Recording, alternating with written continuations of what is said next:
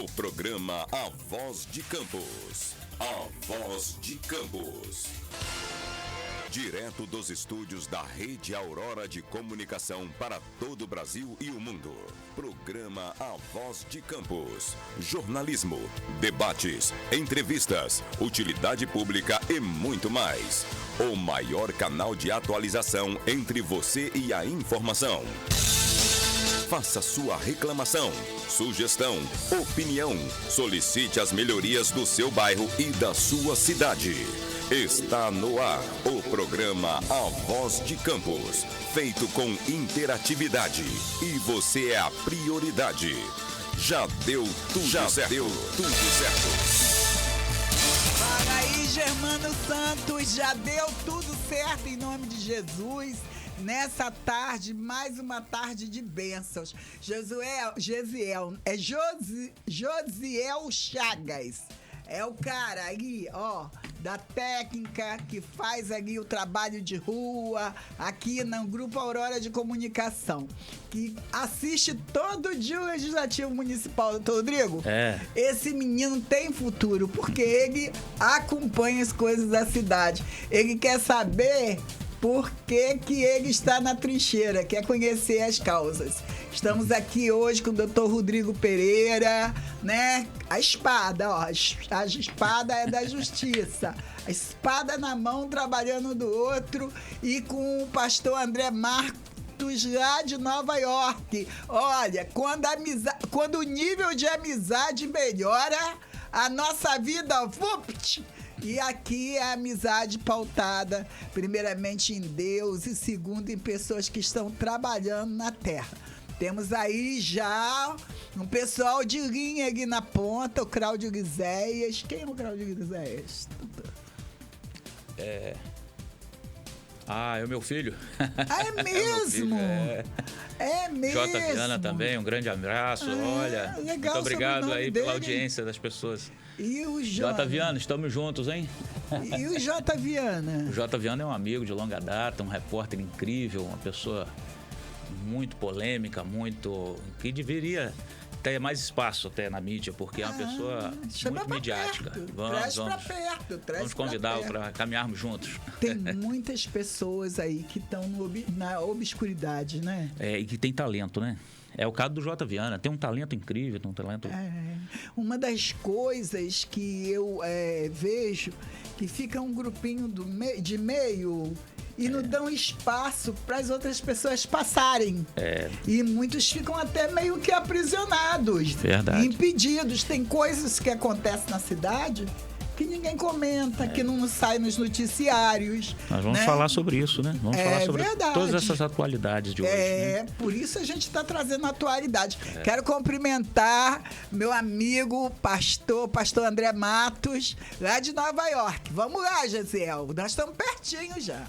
Já estamos aqui, ó, ligado na terra. Paz, pastor, que Deus abençoe a sua vida em nome de Jesus. Tô feliz aqui porque o senhor foi para Nova York, mas não me esqueceu, não nos esqueceu, sempre ligado em oração. Amém. Shalom, amados, graça e paz, que Deus abençoe sua vida, sua casa, seus projetos. Obrigado, pastora, por mais uma oportunidade de estar aqui com vocês. É uma honra, sempre uma honra estar com a senhora, tá bom? Estamos aqui à disposição para servir o reino, servir as igrejas e os irmãos aí da maneira que for preciso, tá bom? Estou falando aqui direto de Nova York, mas como a senhora falou, nós não podemos esquecer as nossas origens. Nós não podemos esquecer das pessoas, não é? Que fazem parte da nossa história. E a senhora faz parte da minha história. Louvo a Deus pela sua vida. Muito obrigado. Como é que foi? Como é que tá aí? Me fala. Fala o tempo, como é que tá, as visitas, nada, tudo. Precisamos saber. Queremos saber de tudo.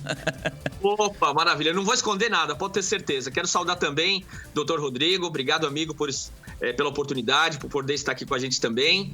Obrigado mais uma vez. Que Deus abençoe sua vida também, viu? Amém. E aqui tá friozinho, né? O inverno já está chegando. Tem feito aqui mais ou menos 10 graus, 9, 8. Essa madrugada fez 8, bateu 8 graus. Mas falaram que ainda tá bem longe do inverno, que aqui chega a fazer menos 20, menos 25. Eu falei, ufa, ainda bem que eu vou estar em casa em São Paulo quando chegar esse inverno, esse frio todo, viu? Mas a minha proposta foi vir para cá, né? Para cumprir alguns propósitos de Deus. Não vim aqui para trabalhar, não vim aqui para ganhar dinheiro. Então, eu estou aproveitando no máximo as oportunidades que Deus tem dado, né? Tenho me conectado com várias pessoas, com muitas instituições, com muitas igrejas, né? Muitos líderes, e isso tem sido muito proveitoso, tem sido muito especial para mim, né? Como ser humano, como pastor, como uma pessoa que trabalha para o reino. Isso tem sido muito gratificante, né? Porque tudo isso soma no nosso ministério, no nosso chamado, né? O conhecimento, a experiência, isso é muito válido. E eu tenho tido aqui muitas experiências, né? Que eu nem imaginava, né? Já fui em vários cafés de pastores, me conectei já com muitas pessoas, e isso é muito gratificante, né? Pelo menos para mim, eu tenho, e na minha cabeça, pessoas são a matéria-prima do reino, né? E quanto mais perto de pessoas, mais me faz bem. Mas a experiência tem sido muito boa, né? Pelo chamado, pela experiência como indivíduo, também como pessoa, né? Estar em um lugar onde a cultura é diferente, onde a economia é diferente, onde é um outro universo, né? Não tem nada a ver com o nosso, não tem nada a ver com São Paulo, com o Brasil, né? É uma terra muito próspera. Pelo fato de ser uma terra muito próspera, ela também atrai pessoas do mundo inteiro para cá. Então você encontra aqui pessoas de vários lugares, você encontra indiano, você encontra muçulmano, você encontra mexicano, chileno, brasileiro, né, argentino, você encontra pessoas francesas, você encontra pessoas do Brasil inteiro, até da Europa, né? Porque a Europa também é uma terra próspera, também tem muitas regiões lá que são prósperas, são boas, mas mesmo assim você encontra muitas pessoas ainda de lá, né? Então, muitas pessoas que vêm para cá por curiosidade, muitas pessoas que vêm para cá para descobrir, para ver como é essa terra aqui, mas quando chega aqui, às vezes se apaixona, ou então vem para cá para viver um sonho, vem para cá para enfrentar um desafio, e aí acaba ficando, e aí acaba acontecendo essa miscigenação que é muito grande aqui também, não é?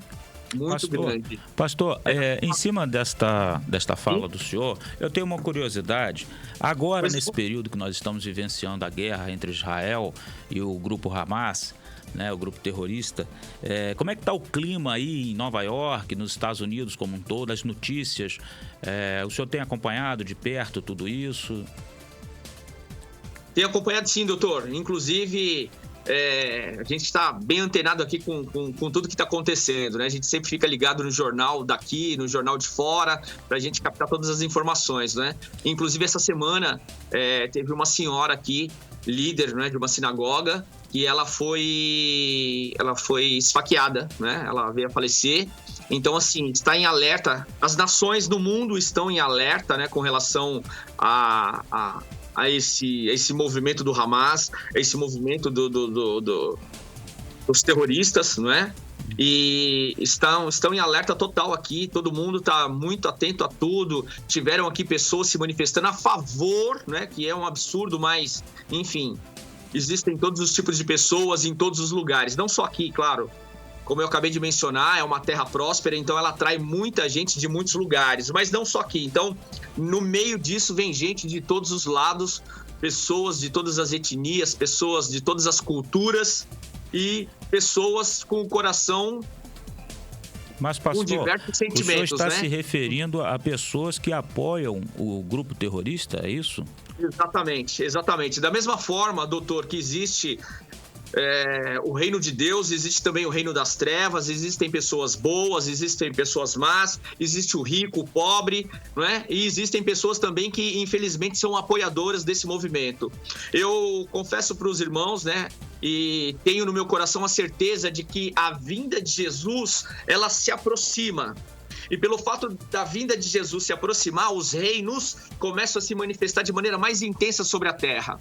Eu vou falar da minha terra, tá bom? Lá de São Paulo. Há 20 anos atrás, você ligava o telejornal e a notícia era: 5 homens assaltaram um carro forte, 5 homens assaltaram uma agência bancária. Hoje, a gente liga o telejornal, é o filho abusando sexualmente da mãe, tá? Já tivemos esse tipo de notícia lá. O filho abusando sexualmente da mãe, o pai matando o filho, filhos esquartejando pais, colocando no lixo, colocando na geladeira. Então, isso é o quê? É o reino das trevas se manifestando de maneira mais intensa. É verdade. Na terra. É verdade. Agora, o senhor tem notícias em relação a locais de segurança nacional, como aeroportos, né, locais internacionais, como o próprio Porto? Tem notícia de alguma alerta de atentado terrorista? Porque agora as coisas se intensificaram um tanto quanto mais, né? Tanto na região lá de Israel, quanto também nos Estados Unidos, que vamos dizer assim, um aliado de primeira hora, né, de Israel. Existe esse tipo de alerta aí, pastor? Existe sim, em todos os setores onde possivelmente pode acontecer um atentado, onde existe aglomeração de pessoas, onde tem eventos com um número de massa de pessoas, né, considerável, eles estão em alerta total, segurança na rua. Nós podemos ver isso nas ruas quando nós andamos, né? Aqui o movimento de policiais é grande, mas parece que nesses últimos dias parece que se multiplicou isso, né? E então chega tá todo mundo alerta, pastor, todo mundo atento, inclusive, né? Não só aqui, vou falar até de Brasil, a nível Brasil, nós temos informações lá no Brasil que os judeus estão andando a todo tempo com seguranças, os filhos de judeus estão indo para a escola com seguranças, não é? E estão atentos a qualquer carro que faça qualquer movimento diferente na frente deles, o segurança já manobra o carro, já volta, não é? Lá, inclusive, a sociedade israelita, lá no Brasil, eles foram ameaçados, né? Fizeram algumas ameaças e nós sabemos que isso é uma ramificação, não. Existem ramificações, né? Desse Hamas em vários lugares, em vários países. Inclusive, isso também vem... É uma raiz, né? É uma ramificação também do comunismo. E o comunismo... Vou falar aqui rasgado, se de repente eu não puder, o doutor aí que me corrija, tá? Mas existem ramificações do Hamas em países comunistas e em países comunistas eles são associados com facções. Porque, de certa forma, as facções fazem parte desse processo para eles administrarem aquela nação. O que nós temos lido aqui, pastor, é a respeito do possível apoio até do Irã, né, a este grupo terrorista e com talvez o envolvimento de China e Rússia, né, nestes atos terroristas e fornecimento de armas e tudo mais. Inclusive, essa minha fala, isso daí que o senhor acabou de mencionar, é mais ou menos um fundamento também do que eu acabei de falar. Tanto que países comunistas estão apoiando, não é? O Irã, estão apoiando o Hamas, né? Irã, Síria, né? O Líbano, são países que estão apoiando, e aí de fora vem também Rússia, China, já andaram se falando, já andaram se reunindo, né? Para discutirem essa guerra contra Israel. Mas, e aí voltando um pouquinho lá atrás da minha fala, doutor e pastora Roseni, quando eu falo que as trevas começaram a se manifestar de maneira mais intensa, nós vimos isso também sobre esse ataque do Hamas, onde eles decapitaram crianças, senhoras, jovens, mulheres, inocentes, né? Então isso é o quê? É a manifestação mais intensa das trevas sobre a terra. E aí que existe uma agenda mundial para que se cumpra determinados propósitos, né? Só que em contrapartida, Deus também ele quer levantar a igreja dele para confrontar o inferno, porque a vinda de Jesus se aproxima. Então, Deus ele parou a terra através da pandemia. A pandemia veio para tirar quem estava em cima do muro. Ou o cara está firme com Jesus, ou o cara... Porque até a palavra fala que o morno, ele vomitaria, né? Então, a pandemia ela veio justamente para tirar quem estava em cima do muro. E nesse tempo, Deus ele quer levantar uma igreja forte, uma igreja poderosa.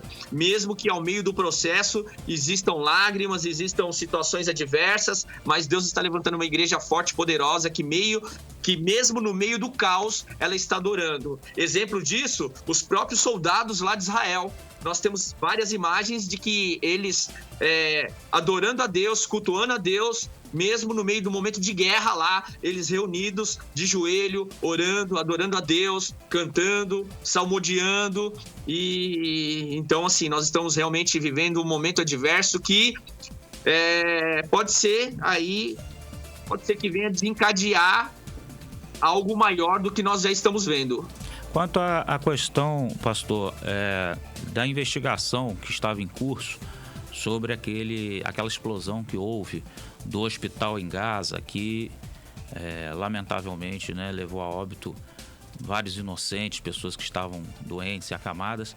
Havia uma investigação em curso, porque, segundo Israel, o foguete havia sido disparado de modo errado pelo próprio Hamas, pelo próprio grupo, né? E veio atingir esse hospital. E aí tentaram imputar este ato terrorista ao exército de Israel, né? Mas Israel já elucidou isso, né?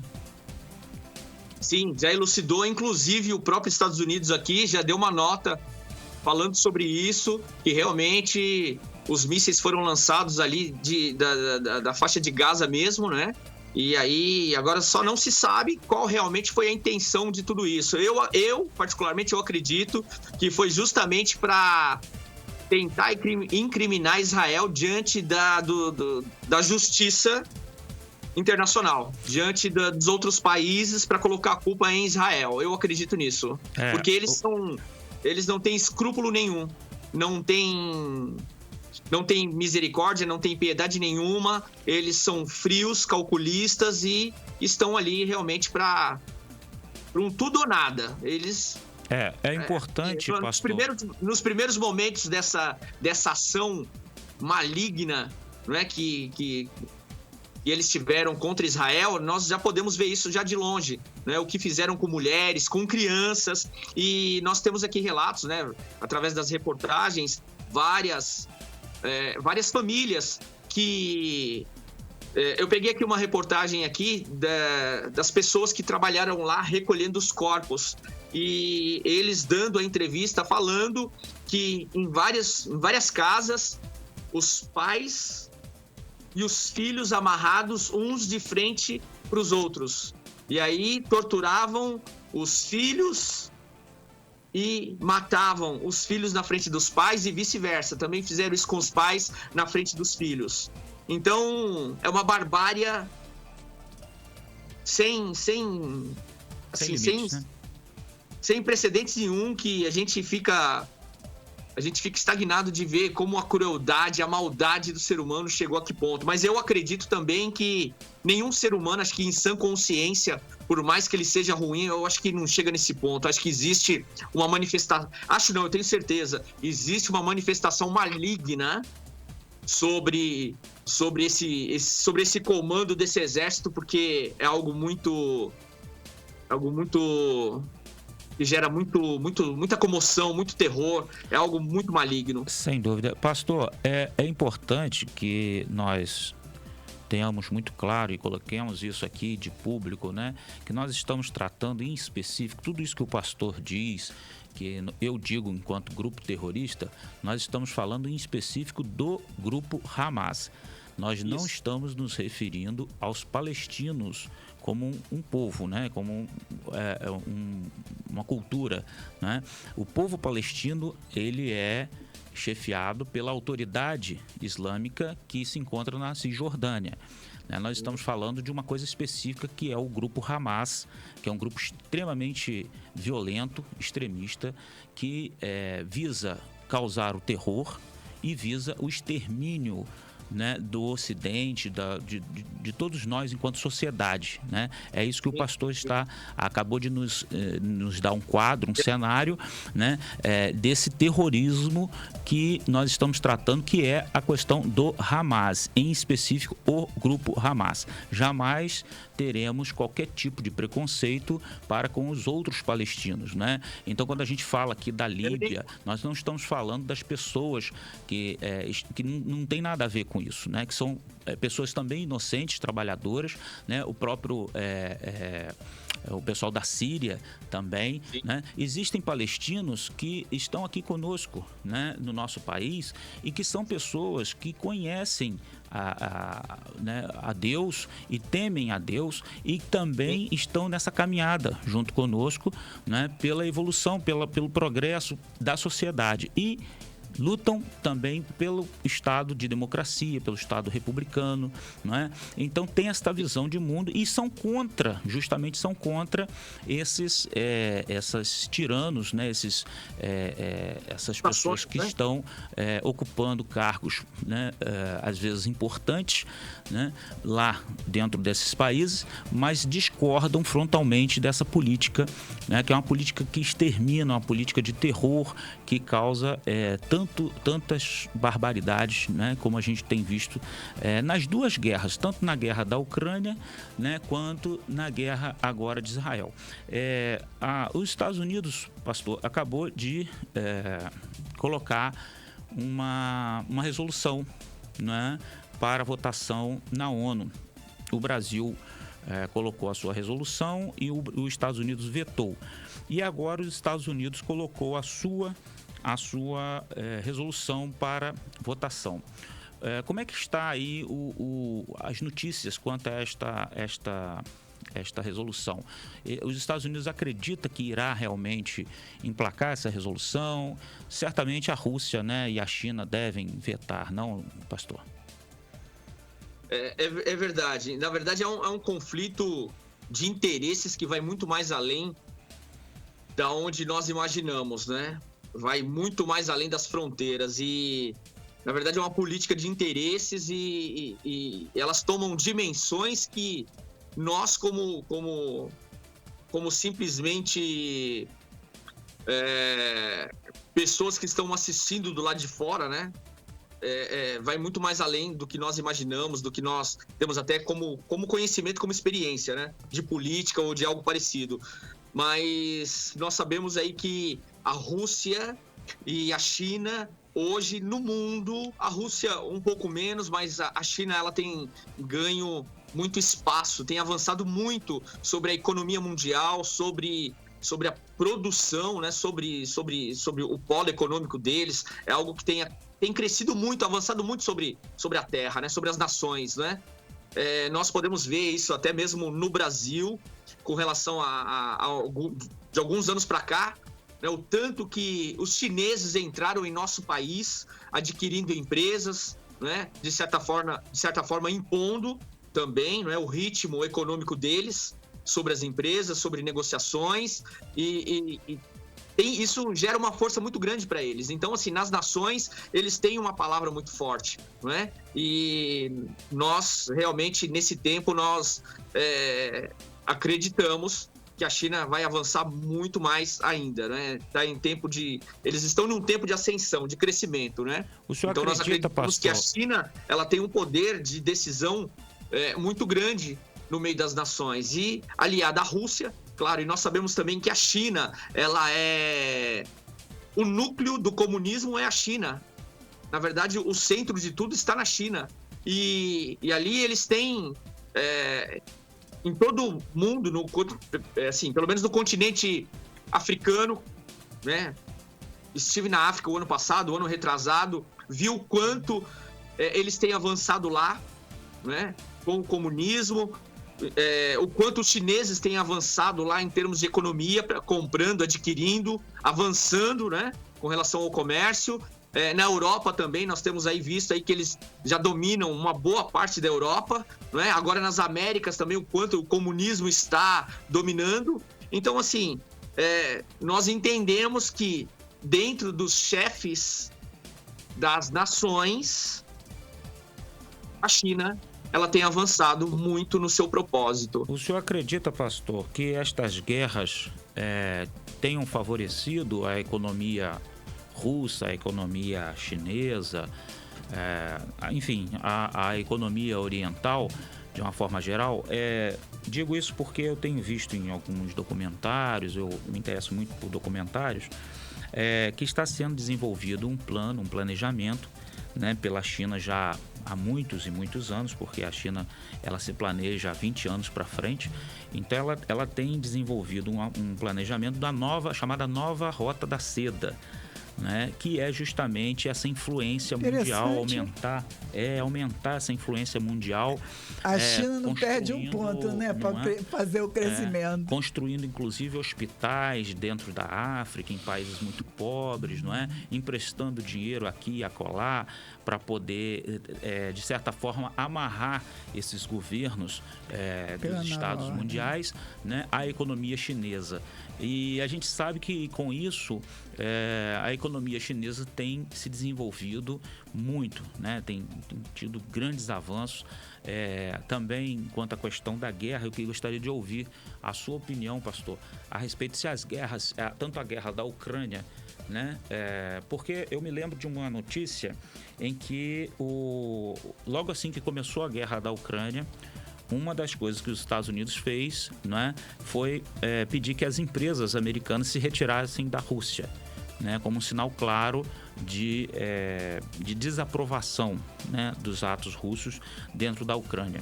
E com isso saiu de lá os grandes conglomerados financeiros que lá estavam, dentre eles os cartões de crédito, né, o American Express, o Credit Card, enfim, os americanos, os cartões de crédito americanos. E imediatamente foi feito um acordo entre o governo russo e o governo chinês, e o governo chinês então forneceu vamos dizer assim, uma linha de financiamento, um cartão de crédito para a população russa não sentir esse impacto financeiro e econômico, né, devido a esse boicote, vamos chamar assim, das empresas americanas. Então foram rapidamente substituídos por empresas chinesas, né, aqueles espaços deixados pelas empresas americanas.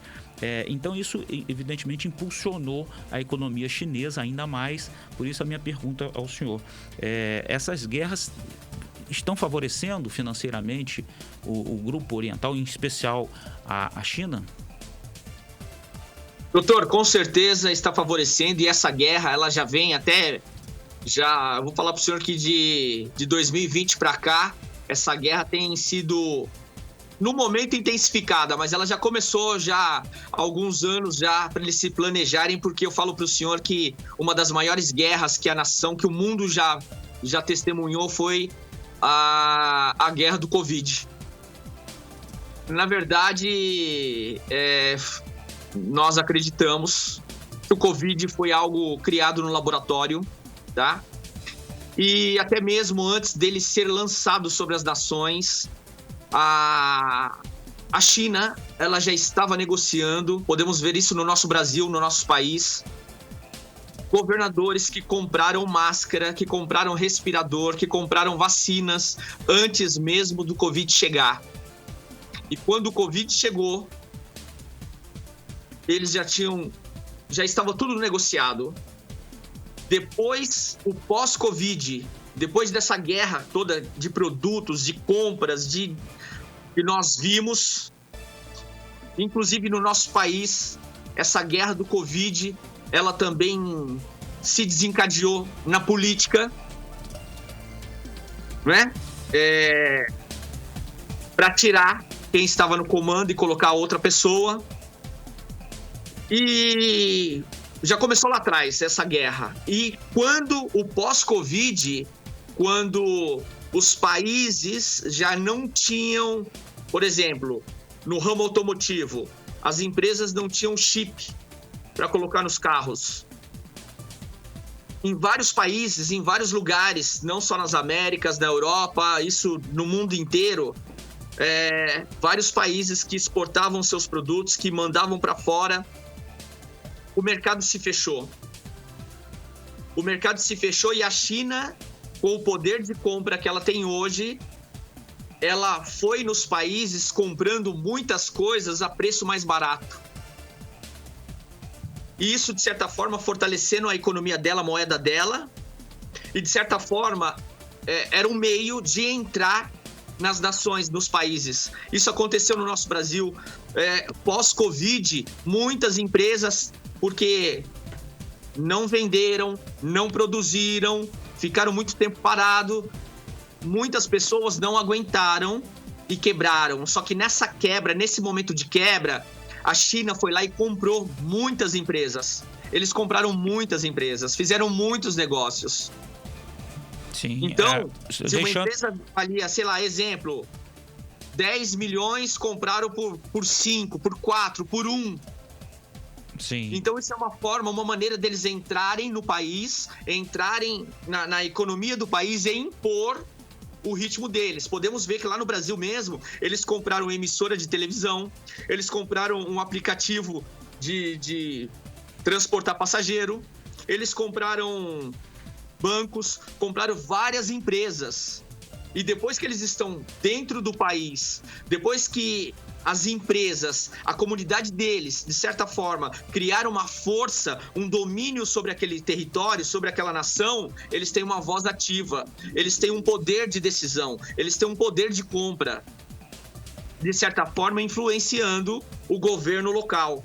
Ou seja, quem não governa é governado, quem não domina é dominado. E, de certa forma, eles estão dominando a economia de vários países.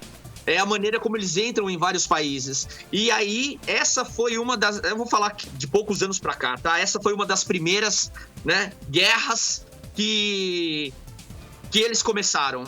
De certa forma, nesses últimos anos, a China ela enriqueceu muito. Ela dominou muito, ela comprou, adquiriu muitas coisas.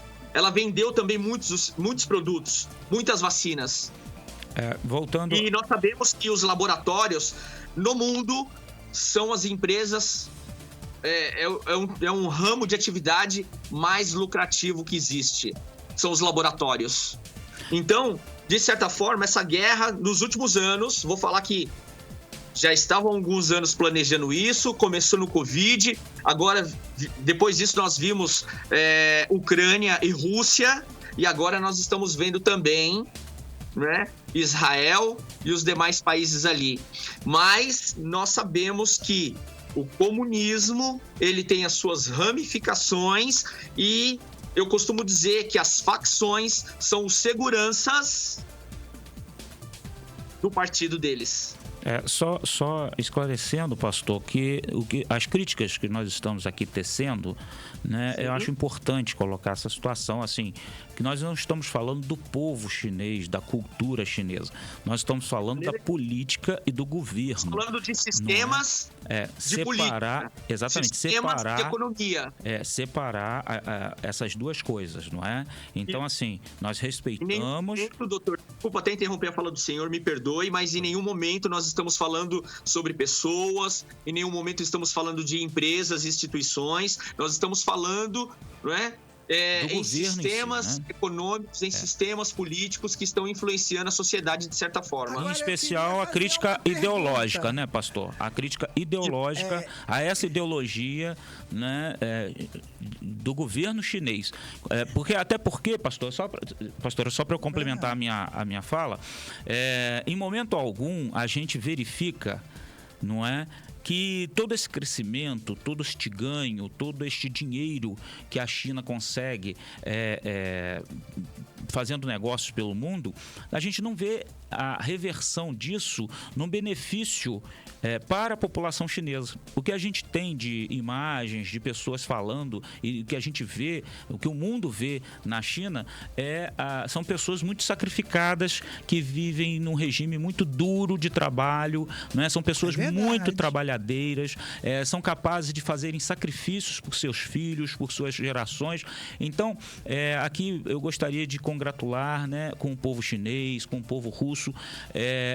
A crítica vem desta visão ocidental que nós temos, da leitura que nós temos, da nossa cultura, que é ver um povo tão trabalhador, tão sacrificado, não ter vamos dizer assim, as condições de vida que deveria haver, que deveria ter realmente acesso, né, a esses benefícios, uma vida melhor, uma vida menos atribulada, vamos dizer assim. E o que a gente vê, na verdade, é o governo muito rico, né, o Partido Comunista muito rico, né, apoiado por pessoas, empresários riquíssimos, e, por outro lado, o povo massacrado, né? Então, assim, a gente não vê formas de ascensão, de mudança nos níveis, né, nos estratos sociais. Então, é isso aí, eu acho que é o principal fundamento da nossa crítica ideológica. Voltamos a dizer, nada contra o povo e nem contra a cultura chinesa, né? Nós temos que dividir aqui e separar essas duas coisas. Uma coisa é o nosso respeito, né, toda a nossa manifestação de consideração para com o povo chinês, com o povo russo. O que a gente critica é essa falta de transparência, não é, que acaba acontecendo, essa cortina, como a gente chama, né, que a gente não consegue ver o que acontece dentro da China, o que acontece dentro da Rússia, né? A gente sabe que muita gente é calada, não pode falar contra o governo, né? Então é um regime ditatorial, isso é público e notório, vamos dizer assim, não é preciso que a gente prove nada aqui quanto a isso. E o próprio povo chinês e o próprio povo russo, às vezes aqueles que conseguem fugir, sair, vir para o Brasil ou vir para um outro país, falam sobre isso, não é? Então por isso que eu digo que é público e notório. Então a gente critica justamente este regime autoritário, né, autocrático, que sacrifica o povo. Não é? Então, assim, eu tenho visto, né, aqui na minha cidade, por exemplo, em Campos, diversas famílias chinesas que lutam muito, pastor, lutam muito, dormem no chão, em colchonetes finos, passam às vezes necessidade, lutando para sobreviver aqui no nosso Brasil, né, no nosso país. Vieram, às vezes, né, fugidos, por assim dizer, né, de lá, para poder montar, preparar, né, ter uma oportunidade melhor numa república democrática. Então, essa eu acho importante a gente dividir, né, e dizer claramente da nossa crítica ideológica, né? Quando a gente critica o comunismo, é no sentido de que a gente vê que realmente o comunismo não funciona, né, que não existe possibilidade de se implantar o comunismo, né, porque o comunismo destrói a economia, destrói. E a gente vê uma economia pulsante como a China, a gente fica desconfiado de que alguma coisa está errada, não é? Porque se de um lado o povo não está tendo acesso a essa divisão, vamos dizer assim, né, desses valores apurados, estão vivendo numa situação precária e estão querendo sair da China por algum motivo, é porque lá eles estão vendo do lado de cá uma coisa que lá não tem, que é a liberdade. Não é isso, pastor? Essa causa a causa dessa guerra, será que não é o início da batalha pela implementação da nova ordem mundial e da liderança por essa nova ordem? Porque quem está na trincheira, está morrendo, não sabe a causa. Né? Às vezes o soldado não tem nem ideia do que está até por as trás, pessoas né, que estão militando, nós religiosos, nós temos a nossa visão, né, que está ao alto de todos os governos, né, já tem essa previsão. Mas aqui, vocês que estão aí mais experientes, que estão acompanhando, eu tenho acompanhado a CPI das pirâmides. Sim, Vamos falar um pouquinho aqui, mas será que esses governos, eles já não estão se posicionando, não só se organizando, mas também se posicionando pela liderança? Dá para ver isso? Sim, pastora, eu entendo isso também, que na verdade a agenda mundial, ela já cuida justamente disso, dessa preparação para o anticristo, de um sistema maligno sobre a Terra, não é? Tudo isso aí que nós temos falado até agora, apenas endossando, né, a palavra do Dr. Rodrigo aí que ele estava falando, nós não estamos falando aqui em nenhum momento sobre pessoas, sobre indivíduos, né, de uma nação. Estamos falando sobre sistemas que estão dominando as nações, não é? E um assunto que precisa ser falado. Isso é importante ficar claro, mas nós temos visto que realmente o comunismo ele tem avançado em todos os continentes da Terra e eles estão avançando nesse propósito, né? E existe uma agenda, não é? Desse sistema, porque eles estão avançando, em contrapartida a igreja, não é?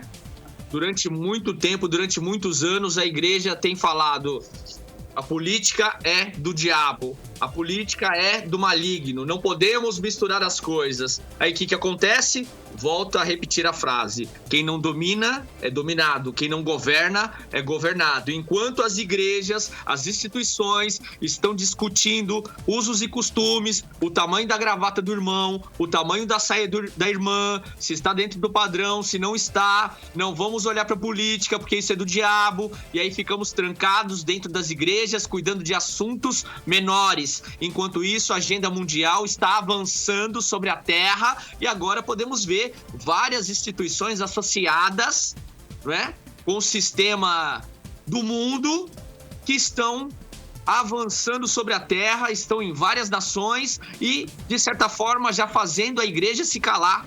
Por quê? Porque a igreja, durante muito tempo, tem falado: não vamos nos envolver nisso ou naquilo porque é do diabo. Enquanto estamos trancados na igreja, aquilo que supostamente é para ser nosso, o diabo está governando, está administrando e agora usando essas instituições para fazer as igrejas se calarem e ficarem mais ainda trancadas, cada vez mais. Pastor, só pegando um gancho aqui, se o senhor me permite, na fala da pastora Roseni, nós estávamos falando aqui a respeito de uma situação que é a CPI das pirâmides, que a senhora colocou. A gente tem visto aqui na nossa cidade uma série de notícias, não é, dando conta de informações, até mesmo daquela visita que houve aqui de 3 deputados, né, lá da Alerj, que foram no HGG, que é o Hospital Geral de Guarulhos, né, fazer lá uma verificação, uma fiscalização, não é? Tiveram competência para isso, não é? Por conta do dinheiro público do Estado que foi colocado naquela instituição de saúde, que é o HGG. Então, a premissa... Público, o HGG é um hospital público. Porque, veja bem, é preciso explicar isso pela ótica da lei, porque muita gente às vezes não entende. Porque o Hospital Geral de Guarulhos, ele é de competência municipal, né? Ele é gerido pelo município. Mas ele recebe verbas federais, recebe verbas estaduais e também verbas municipais. Parece que toda aquela região ali recebeu, né?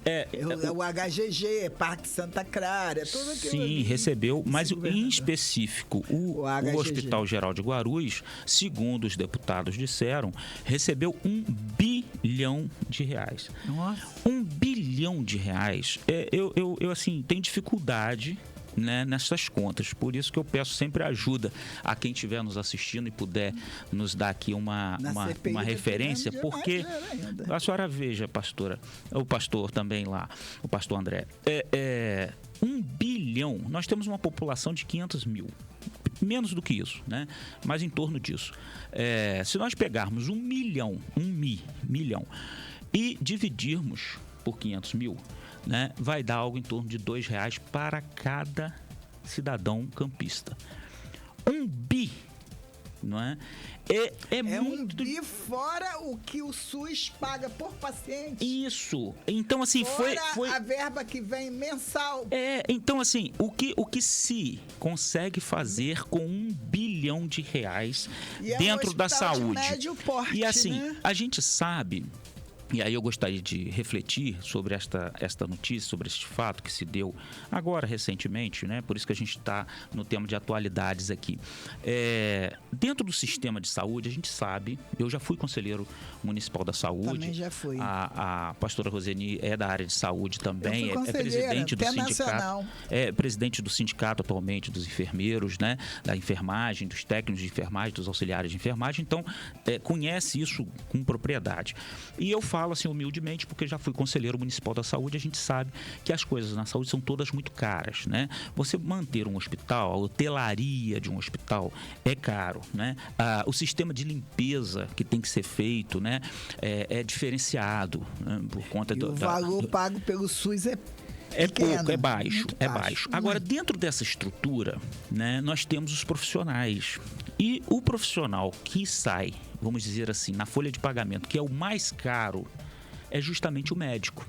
não é? O médico é o profissional mais bem remunerado de toda essa pirâmide todo da mundo saúde, quer ser né? médico por causa do Então, salário. assim, não falo isso com menosprezo de nenhuma das, né? Até o pessoal da limpeza, evidentemente, precisa ser bem remunerado e ter dignidade, né, no seu trabalho. Mas os médicos, eles são os mais bem remunerados. E quando um médico precisa faltar ao serviço, ao trabalho, ele precisa, no mínimo, justificar, muito bem justificada, esta falta. Porque ele é o principal, né? Isso se reflete no contra-cheque dele.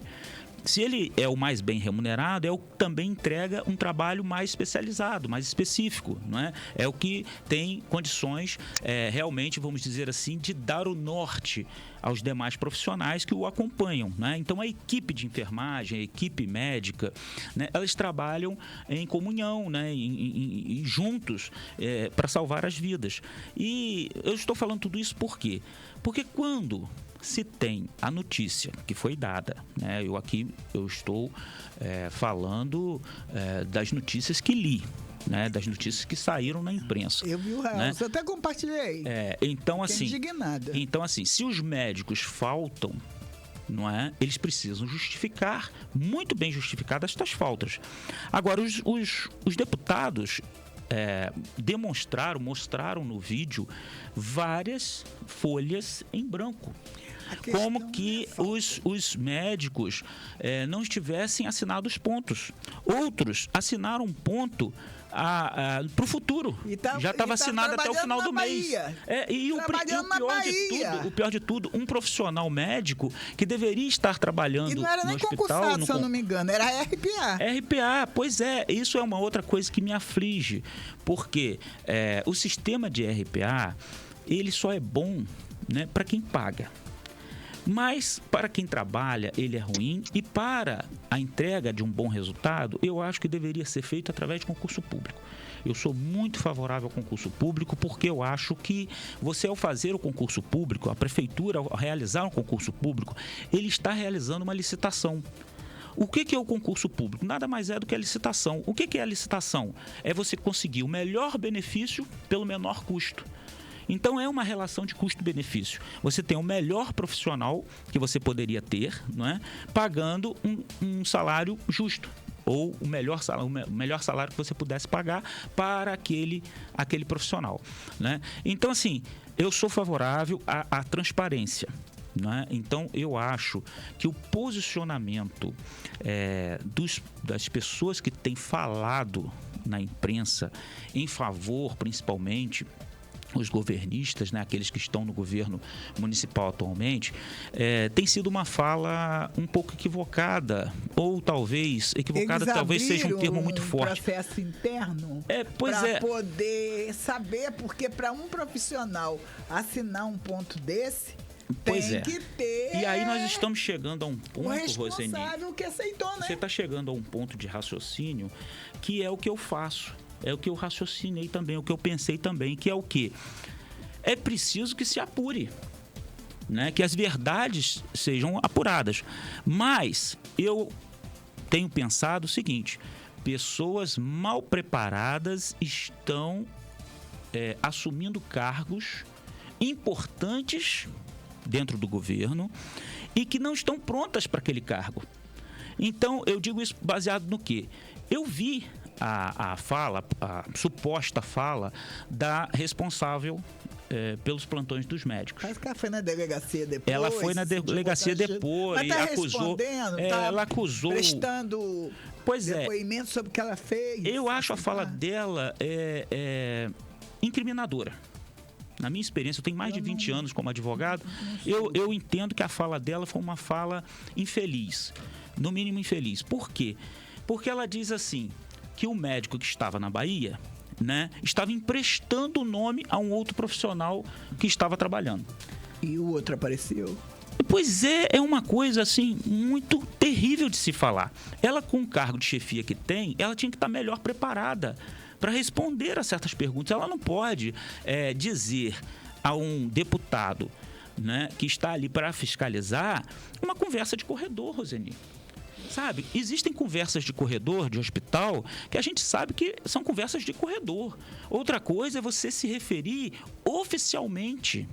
Entende? A fala oficial, ela é diferente da fala de corredor. Tem uma A responsabilidade. fala, quando você está falando com um colega no corredor, de forma, né, de brincadeira, ou qualquer coisa, tudo bem. Aquela fala dela poderia até ser cabível, mas você se dirigir a uma pessoa, uma autoridade que está te fiscalizando e você dizer que aquele médico está emprestando, como assim? Como assim? Demonstrou, ao meu ver, um despreparo. E aí, vem as outras falas que me preocupam. O vereador Álvaro de Oliveira, a quem eu tenho enorme respeito, eu aqui não estou, de forma alguma, com problemas pessoais com um ou com outro. Gesiel também sabe, porque ele assiste todo dia. Assistiu no dia, né? Nós estamos aqui fazendo uma crítica construtiva. Eu acho que o vereador, ele deveria se concentrar, né? Porque eu digo o Álvaro de Oliveira porque ele é líder do governo na Câmara Municipal, não é? Ele falou sobre o episódio, se referindo contra a fiscalização dos deputados. Eu acho que esse não tem que ser o foco. Eu acho que o foco principal devia ser o seguinte: as pessoas do governo deveriam se colocar do seguinte: olha, se houve algum problema, nós vamos apurar, nós vamos descobrir, nós vamos punir. Para começar, esta senhora está afastada do cargo. O diretor do hospital se referiu muito mal também. Eu acho que a fala do diretor do hospital, o supervisor lá do HGG que depois falou, né? Ele quis dizer assim no sentido de que a estrutura do hospital está muito melhor, que não existe mais pessoas no corredor, né? Mas não atacou o mérito do problema, o cerne do problema, que é um médico que deveria estar no seu plantão, está na Bahia. Ele mora na Bahia, ele atua na Bahia. O que esse médico está fazendo na folha de pagamento da Prefeitura de Campos? Não pode, isso é grave, é gravíssimo. Não é? As pessoas têm pontuado como, é um caso isolado. Bom, se é um caso isolado, caso isolado, ótimo, maravilha, mas vamos afastar. Eu me lembro que quando o garotinho teve problemas no governo do estado com o delegado Álvaro Lins, ele imediatamente afastou. Se o funcionário, se aquele funcionário está envolvido em qualquer situação de bola dividida, quando o garotinho entrou dentro do Ferreira Machado, que achou um monte de coisa errada e afastou, entrou, foi lá para dentro, o governador. Essa é a atitude de um líder, de um governo que tem força. Eu acho que o prefeito não atuou com o vigor que deveria. O vereador, líder do governo, não falou com aquela convicção, né, de que deveria estar imbuído, atingindo o cerne da questão, que é a questão criminal. Isso é criminoso. Isso é fraude, é falsidade ideológica. Existem vários crimes envolvidos numa situação dessa.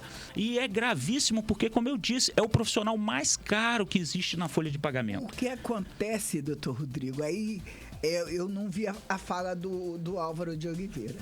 Mas ele tem na família excelentes exemplos de médico que eu sei que eu trabalhei junto. Sim, o irmão dele é um médico fantástico. Todos os plantões. Foi um secretário excelente, ajudou todo mundo que tinha que ajudar, porta aberta. Então, ele defendeu uma situação dessa, pode ter sido equívoco, não estou querendo julgar. Pois mas o que me deixa mais... Agora, que os médicos, alguns médicos, pintam e bordam. Então, mas se isso é uma verdade, é preciso que haja liderança, que haja força, vigor no trato disso. Então, sob pena de quê? Sob pena de respingar no próprio prefeito. É o pessoal de Guarulhos. Se o prefeito que depende pretende uma reeleição no ano que vem, não é? E virão outros, né? A gente já tem notícia de outras famílias também importantes politicamente, né? Que estão vindo e que estão tentando a alternância, né, do poder. Eu confesso que eu sou muito favorável à alternância de poderes, sempre.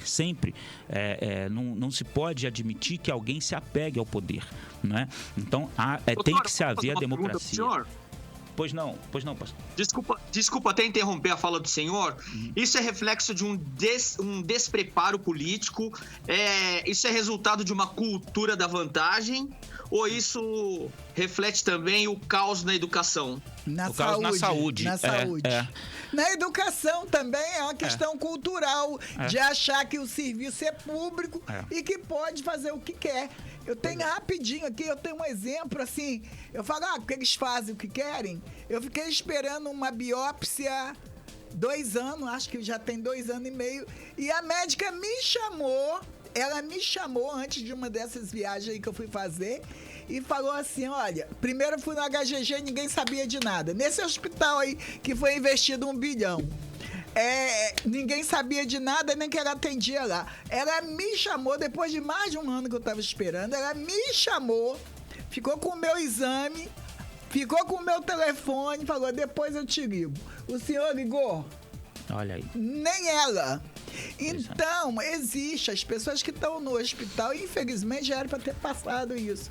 Mas existe aquela coisa da saidinha do médico, da volta do médico, das pessoas ficarem dizendo amém a funcionários que são públicos e que tem que ter a mesma responsabilidade que o outro tem, de cumprir suas 24 horas. Também, pastor, então isso também reflete também a cultura da vantagem, ou seja, o brasileiro sempre tem que dar um jeitinho para ser mais esperto e levar vantagem em alguma coisa.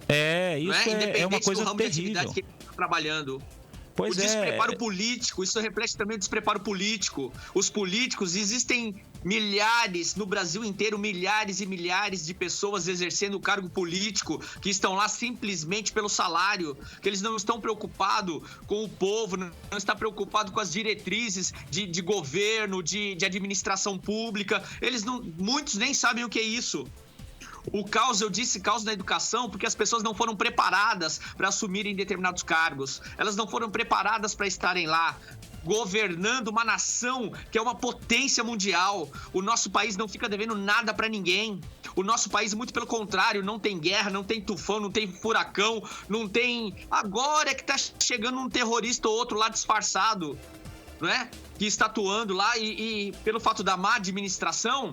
Né? As facções estão se levantando e hoje a violência, o despreparo na área de segurança, na área da saúde, enfim, o caos se implantou por causa da má administração na sociedade. Mas tudo que joga no solo brasileiro, qualquer tipo de semente, ela brota. Isso nos 4 cantos do Brasil. Então, ali o que acontece? O caos é na política, onde pessoas... com um despreparo enorme. Nós vemos isso quando, na época de eleição, pessoas que trabalham com... Até pessoa que exercia nada contra o cargo, nada contra instituições, não é nada disso, mas... Eu tô falando do despreparo, mas pessoas que não tinham nada a ver com política, que não tinham nada a ver com administração. Às vezes a pessoa é artista, faz coisa que não tem nada a ver, e às vezes faz muito bem, por sinal, mas às vezes o cara deixa lá a profissão de artista, ou enfim, do que seja, para ir se aventurar na política. Despreparado. É o que o doutor Rodrigo está falando, gente, despreparado no poder público.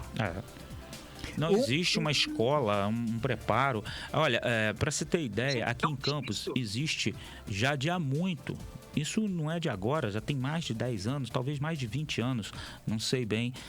A escola legislativa municipal. Eu acho que agora veio, se não me engano. A escola legislativa municipal recebe verba.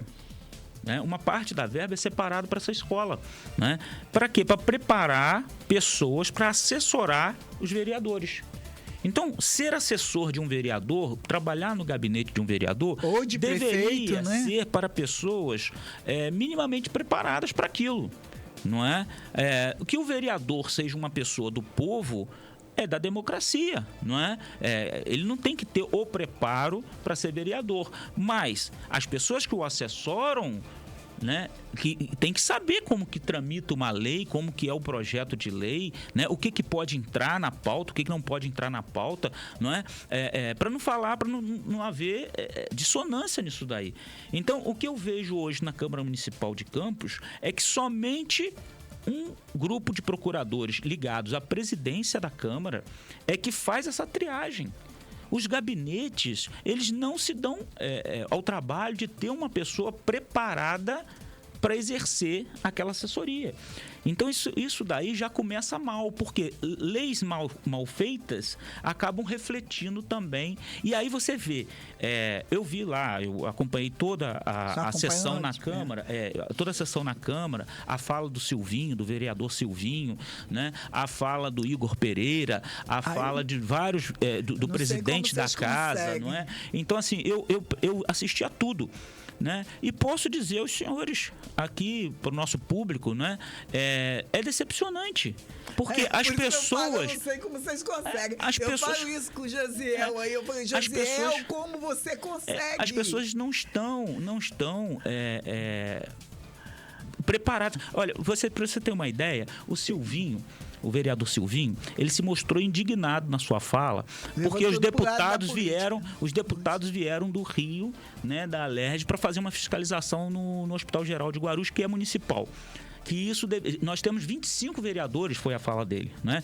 Mas nenhum desses vereadores teve força ou ímpeto ou ética que seja, ética no sentido filosófico aqui, né, de ir até o hospital e de apurar aquela situação. Não é? Então, a fiscalização deve ser diuturna.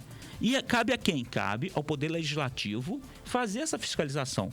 Se ele não faz, se ele se omite por algum motivo e vem um forasteiro, né, aquele que vem de fora, e vai até lá e apura, não é? Não digo que a gente tem que aplaudir, não é isso. É triste, é lamentável o que aconteceu, não é? E agora, a gente tem que tomar as atitudes.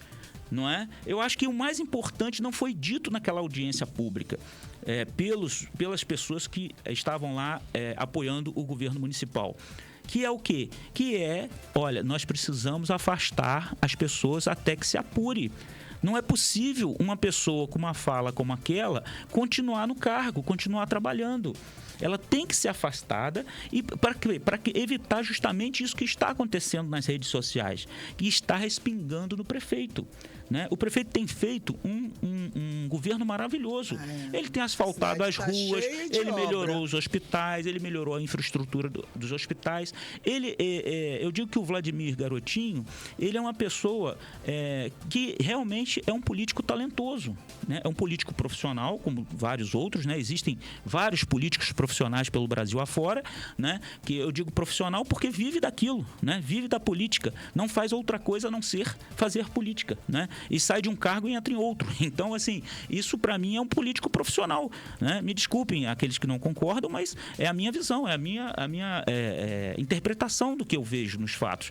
Então, assim, existem políticos profissionais que são talentosos. O Vladimir Garotinho, que é o nosso atual prefeito, ele é talentoso para isso. Quando deputado, ele trouxe várias verbas para cá, não é? Então, ele tem essa interlocução, ele consegue falar com as pessoas. Está trabalhando projetos agora aqui em Campos, ele está trazendo. Ele trouxe. Ele está trazendo muita coisa. Ele pôde contornar essa situação com o governo do estado, que era uma situação conflituosa, a gente sabe bem disso. Tem mantido a paz. Tem mantido, na medida do possível, a paz e tem trazido benefícios para a população campista.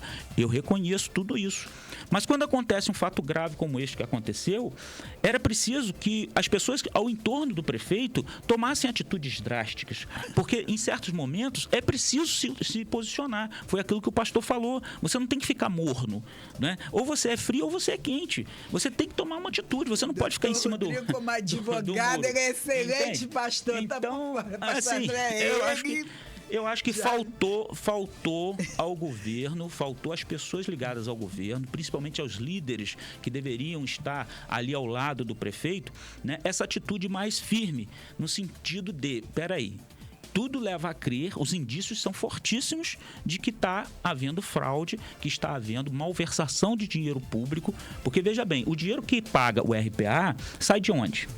Dos cofres públicos municipais. Então, é o erário que está pagando. Se é o erário que está pagando, o Ministério Público tem que estar atento, não é? As instituições todas têm que estar atentas, e, em especial, a Câmara Municipal. Então, aí a minha voz de crítica ao grande colega, porque ele é meu, um queridíssimo colega, que é também advogado, que é trabalhador, né, servidor da justiça, que é o Álvaro de Oliveira, né, a gente reconhece nele uma pessoa maravilhosa, mas eu preciso nesse momento fazer uma crítica construtiva a ele. Eu acho que a fala dele não foi feliz no sentido de somente, digamos assim, criticar a vinda dos deputados, né? Quando deveria ser no sentido também de apurar e afastar os maus funcionários, as pessoas que estão despreparadas para exercerem um cargo que estão lá exercendo.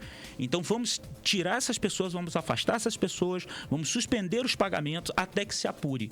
Eu acho que essa seria a condição mais correta. Né? Dar resposta as respostas, exatamente, as respostas rápidas.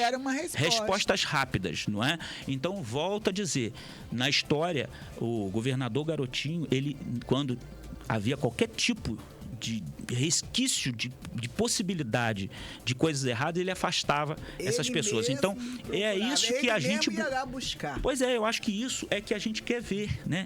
A gente que é cidadão campista, eu pelo menos gostaria de ver, isso. É uma defesa firme, no sentido de que não vamos tolerar coisas erradas, não é? A fala do Álvaro de Oliveira foi na situação de que a audiência pública em que atuou os 3 deputados foi uma desordem, né? Ironizando o tema da audiência pública, que era a desordem urbana, né? Porque os deputados vieram a Campos para falar de desordem urbana. Rica! Então, assim, veio para falar de desordem urbana, para falar da música alta, do barulho alto na Avenida Pilinca, né? Das situações caóticas do trânsito em Campos. Mas eles também tiveram no HGG e se depararam. Evidentemente que houve uma denúncia anônima. É claro, a gente, né, percebe claramente isso. E tem a fala gravíssima. Eu não sei se ela é médica, eu não sei o que não é? Acho que até que a gente poderia convidar ela, Roseni, para vir ao programa, para dar uma com a voz comunicação lá da para prefeitura, ver como que ela ia se defender dessas acusações, porque eu acho importante também a gente dar voz a essa senhora que é a coordenadora lá dos médicos, a responsável, chefe dos médicos. Acho que ela não é coordenadora dos médicos, não, porque eu vi uma fala de um médico, do diretor do hospital, não sei quem é, que tá. Não, deve existe ser alguma coisa burocrática, pois né? Não, ela foi quem atendeu aos deputados, né? E foi ela quem falou isso. E tem uma fala dela em áudio nos grupos dos médicos, chamando os médicos: olha, vocês venham logo assinar. Eu vi isso, a amiga mandou. O pessoal do hospital manda para mim, mandou mesmo. Venham logo assinar. Olha, teve gente que assinou, nós temos que refazer a folha de ponto. E deixa eu dar só uma olhada, só um momentinho aqui. Pois não. Tem umas pessoas que estão ligadas ali, sem falar do Christian Diniz, está ali conosco ali, né? Christian Diniz vizinho, amigo e é da estética, design de estética em Campos. Ali Gesiel 21 Chagas está aqui conosco, não perde a câmera, sabe de tudo que aconteceu, testemunha ocular da ordem ou desordem. Moura 5184 tá aí, a Irídia Ribeiro, o Saulo Maciel é daqui, não é? O Saulo Maciel. A Jocilene Almeida, Marcelo Mansur, ligadinho, sentindo falta do café lá em casa, Marcelo. Castelonge, a Sandra Costa tá aí, cabeleireira. A Sara Chagas, a Vanessa Peçanha, ligada ali, e o MDA Azeredo, ali com a gente também. Daniel Braga também é daqui, não é? Então, pessoal ligado aí na nossa programação, em qualquer lugar do mundo, nesse momento, Pastor André, tem alguém ligado na TV Aurora. São 198 canais. Vai pela Smart TV. Aproveitando essa audiência grande, eu queria deixar meu Instagram também, se as pessoas quiserem conhecer melhor meu trabalho, conhecer melhor do que eu estou fazendo, meus projetos. Anota aí no Instagram lá, né? Como andrematos.sp, André Matos, Matos um T só, andrematos.sp, SP de São Paulo. Pode entrar lá, é um canal de comunicação. Qualquer coisa que foi falado aqui, né? Qualquer dúvida, pode entrar em contato comigo. Estou à disposição para servir os irmãos e o reino. Então, a fala do Dr. Rodrigo atraiu, sabe por quê? As pessoas, elas não estão... Você deixa anotadinho aí o Instagram, que o pastor André ele é um grande colaborador. As pessoas, elas, hoje em dia, não dá para esconder notícia. Dá para esconder notícia? Não tem como, gente. O WhatsApp, graças a Deus, foi quebrado o jugo da comunicação. Porque comunicação, saúde e educação, tem muitos julgos sobre isso. Porque diz respeito à nossa vida, a palavra que materializa. Olha o que o Senhor materializou aí. Um pensamento de muitos nesses 500 mil. E colocou o quê? Até uma certa inocência, né, do prefeito nesse sentido. E eu sempre falo que pessoas que estão no poder, infelizmente, elas às vezes se tornam mal cercadas. Porque as milícias malignas, elas querem usar essas pessoas. Espiritualmente, o pastor André sabe o que eu estou falando, o senhor também sabe, porque às vezes a gente conversa. São mal cercadas. E o cargo já diz cargo de confiança. De confiança. Mas tem que ser de confiança do público também. Tem que olhar. A gente, às vezes, é muito maltratado por alguns cargos de confiança. Pessoas que mal preparadas. Cheio de soberbos. Essa moça eu não conheço, mas eu conheço algumas e alguns cheios de soberba que não vestem a camisa da população. E aí, quando um governo, como aconteceu que quando Rosinho, acho que foi Rosinha que perdeu o governo, não foi? Ficou vários desempregados e sem soberba. Aí depois alguns voltam, cercam essas pessoas, que são muitas vezes pessoas que foram escolhidas para estar ali para produzir, e criam aí essas situações. Porque tem que...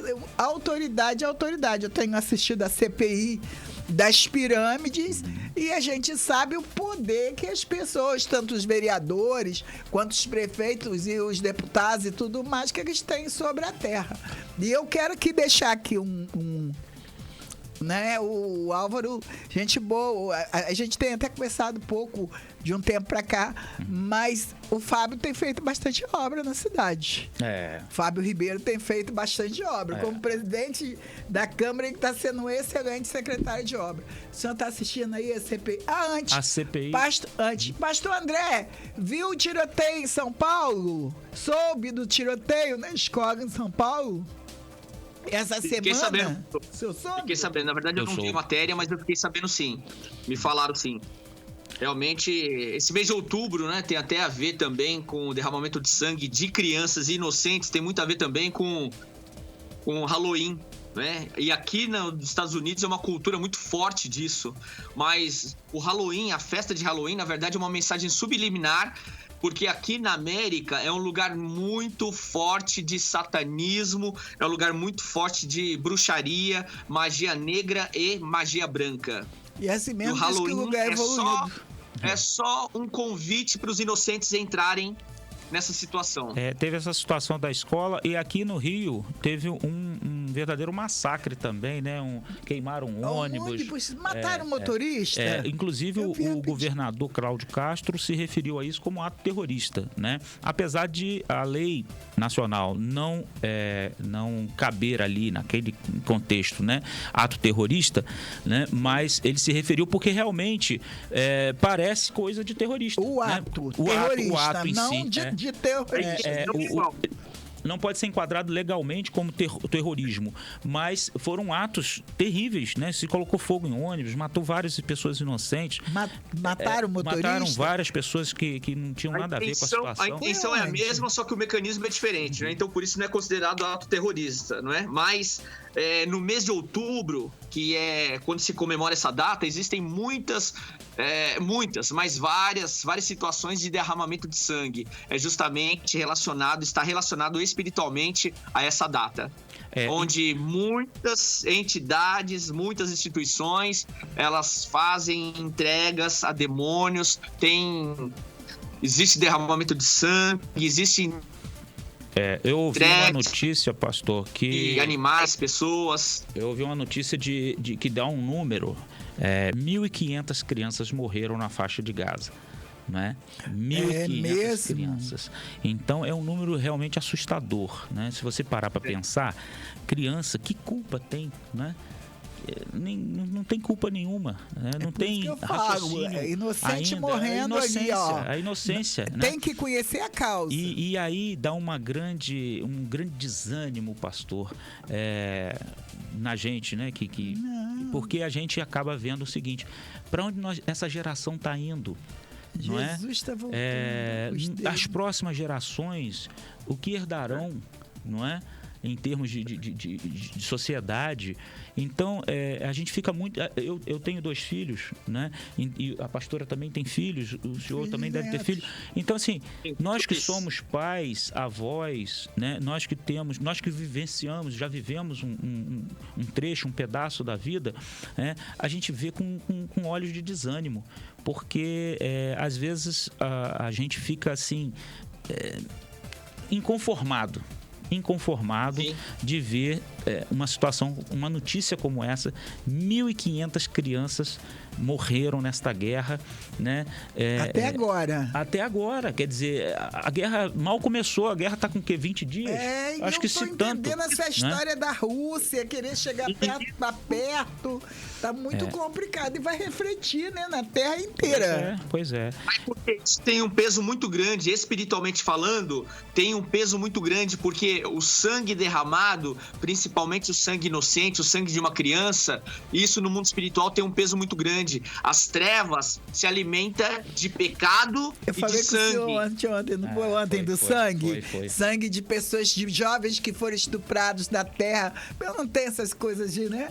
E aí... não só no mundo espiritual, não só o derramamento de sangue através da violência, mas também através do ato sexual. Provado cientificamente, na hora do orgasmo, minúsculas veias se rompem. Não é? Então, provado cientificamente, na hora do orgasmo também sai sangue. Então, o pecado com derramamento de sangue é tido como aliança de sangue, como pacto de sangue. Então, esses abusos sexuais que tiveram lá no meio da guerra, crianças sendo decapitadas... Suja gerações. Isso é um absurdo. Isso é um alimento muito grande, muito forte, muito poderoso para as trevas. As trevas, ela ganha uma força muito grande com esse tipo de derramamento de sangue. E o mês de outubro é o mês do Halloween, é o mês de oferendas, é o mês de entregas, de pessoas fazendo sacrifícios a demônios, a entidades, para ter poder, para ter força, para ter influência. Né? Ainda tem quem faz. O derramamento de sangue é algo, é algo que tem um valor muito forte no mundo espiritual. É lamentável, realmente. Eu gostaria, só para complementar ainda nessa área da questão da saúde, falar o seguinte, que a saúde, ela é o maior orçamento municipal, estadual, federal, né? Em todas as esferas, em todos os níveis de governo, a saúde é sempre a mais onerosa, não é? E eu já teci aqui alguns comentários a respeito disso. Os hospitais dependem de equipamentos muito caros, né? Uma ressonância, um aparelho de ressonância é muito caro, né? Os profissionais para trabalhar com esses aparelhos caríssimos também são bastante caros, né? Então a saúde é muito onerosa, né? Precisa de uma infraestrutura e precisa de pessoas muito bem formadas, muito bem preparadas, né? Então, nessa esteira, eu gostaria aqui de falar a respeito do Piso Nacional da Enfermagem, que foi uma coisa maravilhosa, que veio como reconhecimento do esforço desses profissionais durante a época da pandemia, não é? Ali se gerou o embrião de um reconhecimento público, né, da categoria, porque foram muitos os que se sacrificaram em nome do amor ao próximo. Então, esta categoria, que é a categoria dos enfermeiros, técnicos de enfermagem, auxiliares de enfermagens, parteiros, parteiras, né? E também os cuidadores, né? Os fisioterapeutas, todos aqueles que se dedicaram, né? De alguma forma ao outro, ao seu semelhante, né? Numa atitude de desprendimento, né? Até mesmo da própria vida, colocando a própria vida em risco. Eu não me canso de lembrar, e que eu assisti com lágrimas nos olhos, de emocionado, uma médica que ia até o seu condomínio, fechada dentro do carro, né? Ia até o estacionamento do seu condomínio, trancada dentro do seu carro, para ver seus filhos à distância, né? Via o seu marido e seus filhos à distância. Então, essa profissional da área de saúde depois voltava para o hospital para tratar as pessoas com Covid. Então, isso é muito triste, né? O esgotamento a que essa categoria ficou submetida, ao esgotamento físico, psicológico. E as pessoas, né? Que morreram, pessoas, né? Que tiveram nossos que dobrar. Colegas que morreram. Muitos heróis, verdadeiramente heróis. Material, né? Sim, eu não tenho nada contra jogador esportista, né? Mas eu acho um absurdo tratar certos esportistas como heróis, quando na verdade estas pessoas que se dedicam diuturnamente, estas são as verdadeiras heroínas e heróis. Então, assim, meu aplauso, meu reconhecimento. Eu acho que o piso nacional da categoria foi um grande avanço, mas precisamos avançar mais, muito mais. A questão dos turnos, né? Da quantidade de horas trabalhadas, das condições do trabalho. Uma das coisas que muito me aflige é, por exemplo, o profissional da saúde que trata, né, da saúde dos outros, não ter oportunidade de tratar da sua saúde. Então, eu vejo, às vezes, alguns profissionais que lidam na área de saúde não ter condições de pagar um plano de saúde para si. Não poder se tratar, se cuidar. Então, são pessoas que estão levando problemas de saúde, né, e continuam trabalhando, tratando da saúde alheia. Isso, para mim, me parece um descompasso, uma desinteligência. É preciso rever isso. Eu acho que uma das coisas que valorizaria ainda mais a categoria, que o piso já é uma realidade, né? O piso nacional, graças a Deus. Mas eu quero pegar uma parte nessa realidade aí do senhor. Pois não. Porque eu não posso deixar de falar à medida que tem sido o meu trabalho. Pastor André, olha por mim, por favor. Porque há alguns anos atrás, veio na mão, assim, no meu caminho, eu fundei o primeiro, acho, sindicato para as 3 categorias de enfermagem no Brasil, e a gente vem lutando, porque estava na mão de várias instituições que olhavam de forma onerosa, mas não olhavam o resultado, mas não olhavam as causas. E agora, graças a Deus, todo o ciclo na presença do Senhor se fecha. Veio aí para nossa mão a responsabilidade de estar mediando o recebimento desse pessoal, porque o que parece solução começa a ser várias linhas de problemáticas. Exemplo, algumas empresas pagaram, as públicas e as filantrópicas. Ficaram questionamentos. As públicas falam que o RPA recebeu no valor X e os estatutários não receberam o valor X, porque eles já faziam 30 horas, estão recebendo como 30 horas. Olha só os questionamentos. Isso vai dar ensejo a muito processo. Isso vem tudo pra mim, pastor André. Todos os dias. Ora por mim em nome de Jesus. Aí, outras clínicas, mas todo ciclo tem um final. E depois de toda aquela luta que nós tivemos de anos de justiça de A de B, nós conseguimos efetivar que a enfermagem tivesse sua representação. Então, Deus não manda a gente na terra à toa, né? Nossa missão está sendo cumprida, finaliza aí, se Deus quiser, agora nesse tempo, porque acabou isso, vou cumprir meu trabalho missionário na terra. Aí, o que acontece? A Proclínica, por exemplo, a ProRim, me parece que tem um percentual, esse percentual de trabalho para o SUS, a ProRim parece que é 60%. ela não recebeu o repasse dela. Ela teria que... Porque o governo federal enviou para os municípios, para os municípios enviar...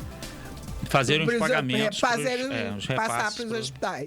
Então, o pessoal da Prorim, os donos da Prorim não receberam, não puderam repassar para o pessoal. Mas a gente, enquanto trabalhador, a gente não justifica isso. Porque o que a gente quer?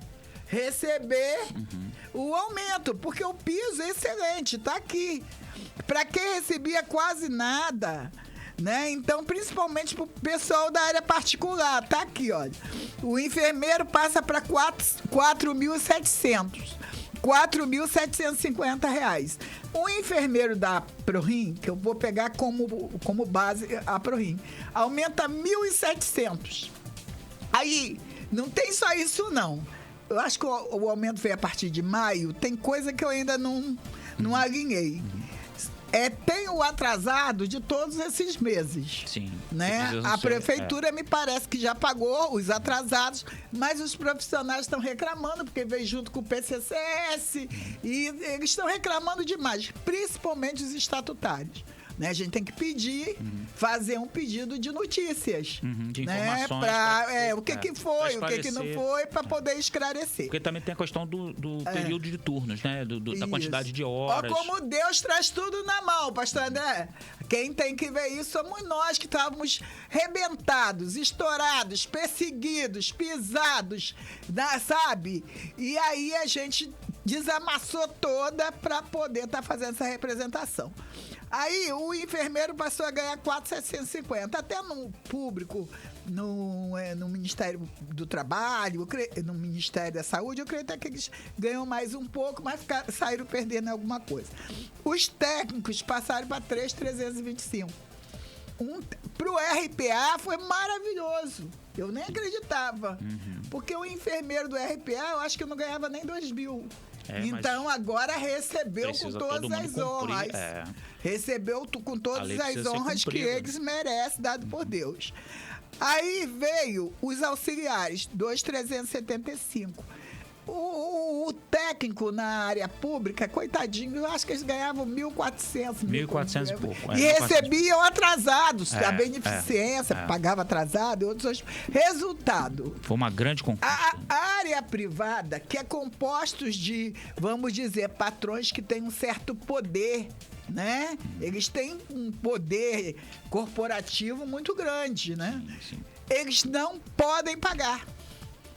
Eles não podem pagar e nós estamos com a batata quente na mão, porque eles ainda nos mandaram uma proposta, do ano passado, aquele aumento. Sim. Uma proposta que eu não tenho nem coragem de apresentar para o pessoal, porque é do ano passado. A gente está preparando todas as assembleias, as pessoas ficam perdidas. Eu esse dia falei aberto, são pessoas que estão na guerra e não conhecem a causa. Aí morrem na trincheira frustrados. Porque a gente fica no genérico, não vai ali na posição. Ainda tem os casos, presidente, da questão das home care também, que precisam... Os home cares é uma questão que nós precisamos sentar até com o MP para fazer um acordo de... Uma convenção coletiva. Para fazer um TAC, um termo de ajuste de conduta. Eu não gosto muito, às vezes, de ficar falando, né? Mas o doutor Rodrigo puxou o assunto e as pessoas querem que eu fale. E eu fico, porque eu acho melhor a gente trabalhar do que ficar, né? Os home care, eles fazem o que querem. Eu não sei se aquilo é cooperativa, eu não sei se não é, porque cooperativa existe uma lei toda específica. Aí nunca podem nada. E o trabalhador... Eu conheço trabalhadores, inclusive até a minha filha, eu não gosto de legislar em causa própria, mas a minha filha teve o vírus, mais 3 tiveram o vírus, contraiu de um paciente, as meninas foram demitidas ao relento, mas como era minha filha, eu não me importei, porque ela sabe se defender muito bem, né? Ela tá no concurso público, ela sabe se defender. Mas as meninas foram demitidas covardemente. e contraíram dentro da casa de um paciente. Os home cares, eles não cumprem as leis do Conselho de Enfermagem. E a questão... Colocam as pessoas em qualquer lugar, de qualquer forma, não dão estrutura muitas vezes para o paciente, não pagam. Tem gente ganhando R$500 no home care. Então, isso aí passou de uma situação sindical. Né? E nós agora vamos começar, dentro da lei, né? Fazer todas as assembleias. Precisamos enquadrar, inclusive, essa situação do home care, né? Na legislação, porque, como a senhora falou, é uma coisa um tanto quanto nova que a gente vai ter que adaptar através de uma coisa chamada analogia, que a gente usa no direito, né? Analogia, a criar uma coisa a partir do que já existe. Então, até pelaquela legislação que fala dos leitos, né? Determinado número de leitos. Para você ter determinado número de leitos, você tem que ter determinado número de enfermeiros, de equipe, né? E tudo mais. Então, assim, essa condição, os home care também tem que cumprir, né? No meu entendimento, se eles tratam X pacientes, eles têm que ter determinado número de enfermagem, enfermeiros e tudo, para não sobrecarregar o sistema. Quando eles mandam, eu já fui do conselho, eu comecei minha vida lá atrás com pessoas, o conselho hoje tem autoridade, mas tinha pessoas que tinham autoridade, que chegavam igual esses deputados. Eu fui de um tempo que o conselho chegava, carteirava, entrava para dentro, atuava, chamava a polícia. Eu fui desse tempo, que quando não estava certo, nós não temos esse problema no hospital público, isso eu posso dizer, porque melhorou muito. Agora, que o home care mandar um profissional para uma certa distância, um técnico não pode trabalhar sem a assinatura do enfermeiro, sem a prescrição do enfermeiro, E muitas vezes as pessoas não têm situação nenhuma da estrutura que é o trabalhador que está ali. Pois é, e ninguém pode receber menos do que o piso, tá, presidente? Isso é a lei. E o piso é o que é a lei. O nome piso vem daí, quer dizer, nada pode estar abaixo disso. Então, assim, o técnico, o auxiliar, o enfermeiro que trabalha no home care, ele tem sim que ganhar... Mas o piso é esse Pelo piso. Mas esse piso aqui, doutor... Ainda que proporcionalmente. Alguns hospitais estão dizendo que não podem pagar. Mas aí a gente vai ter que vão demitir, estão dizendo... Então, a gente está tendo essa conversa com o sindicato patronal agora, nesse momento, chamando a categoria só para ser mediador, porque aí é a categoria... Essa questão da demissão...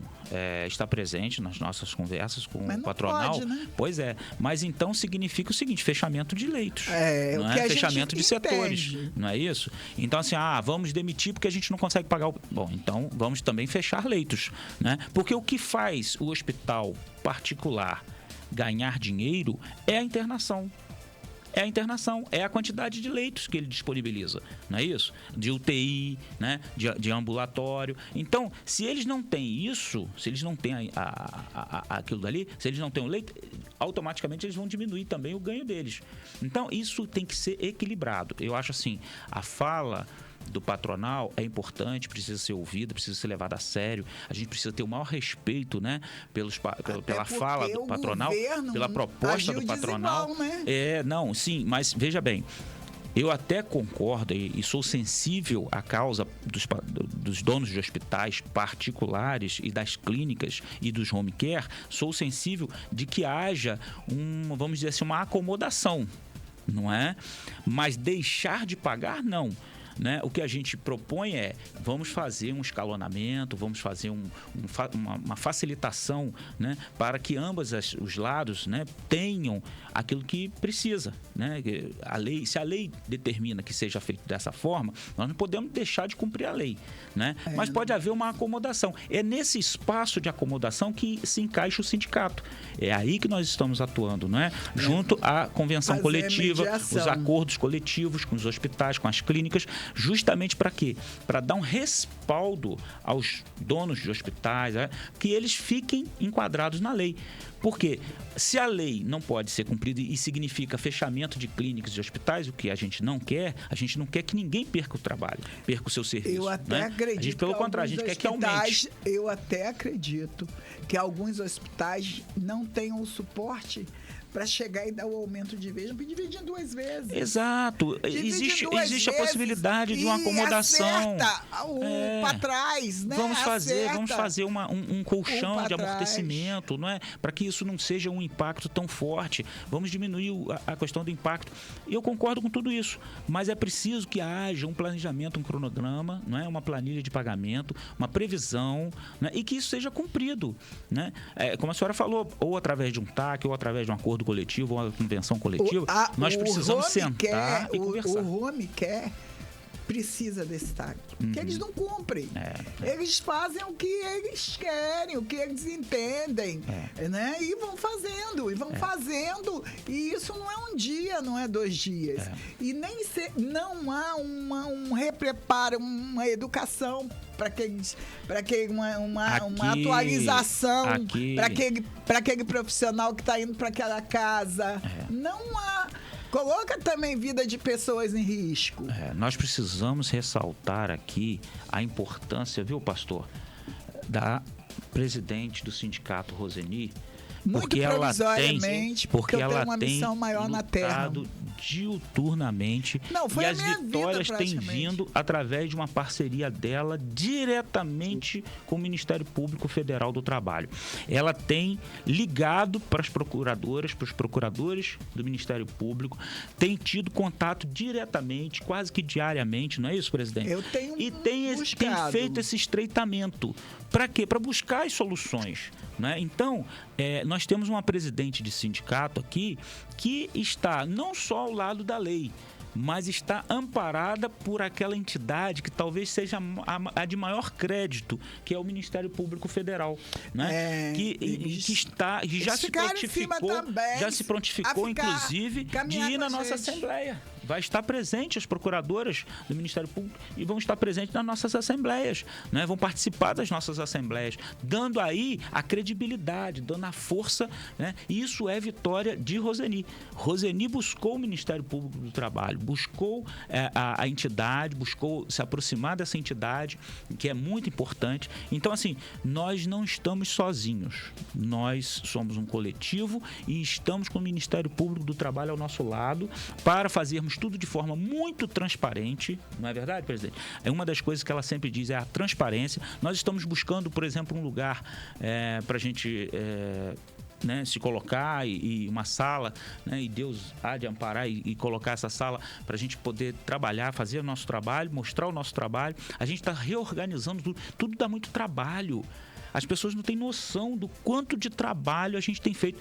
Eu vejo a Roseni, às vezes 2 horas da manhã, a gente está conversando no WhatsApp sobre coisas do sindicato, entendeu? Então, tem assim, isso também, é muito trabalho, tem e a gente acorda cedo. Que a gente não conversa, então, assim, tem coisas que as pessoas do outro lado sequer imaginam, não é? Que a gente tenha todo esse trabalho. Então, para o pastor André hoje estar em Nova York, né? Para ele estar em Nova York hoje, houve um trabalho. E as pessoas às vezes não sabem. Também. Muita gente não sabe achar, olha, o pastor está em Nova York, está em Manhattan. Ele é um trabalhador tá passeando em Manhattan, né, pastor? Ruim. Mas não é assim. Ele foi para lá para se preparar, para levar a palavra, para uma missão. Então, assim, são coisas que as pessoas não têm nem ideia do quanto de trabalho que dá. Não é? É verdade. Elas não vê, né, o tanto de investimento que nós aplicamos na nossa atividade para ser gerado um crescimento, né? Para ser gerado um desenvolvimento, né?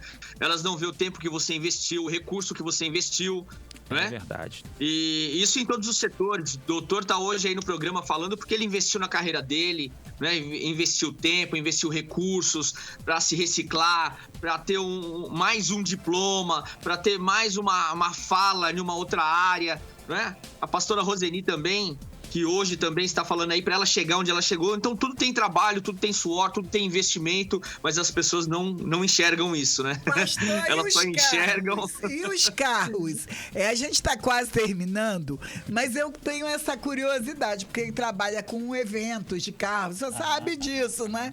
E aí, o senhor também teve alguma experiência, acompanhou algum evento de carros aí em Nova York? Evento não, pastora, mas eu tenho procurado conhecer bastante o mercado. Aqui tem muitas marcas, muitas montadoras que não tem no Brasil, né? que não tem nas Américas. Outras que até me surpreenderam aqui, que, por exemplo, no Brasil tem poucos produtos. Aqui eles já têm uma vasta variedade de produtos no mercado. E eu já trabalho também desde 2011, eu também trabalho com os carros elétricos.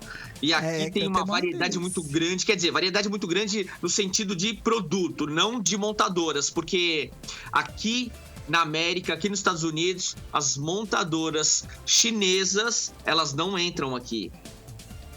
E, no geral, as montadoras chinesas, elas têm avançado bastante com o produto elétrico, com o carro elétrico, em termos de tecnologia, em termos de montagem. Só que aqui na América, eles têm apenas uma montadora, né?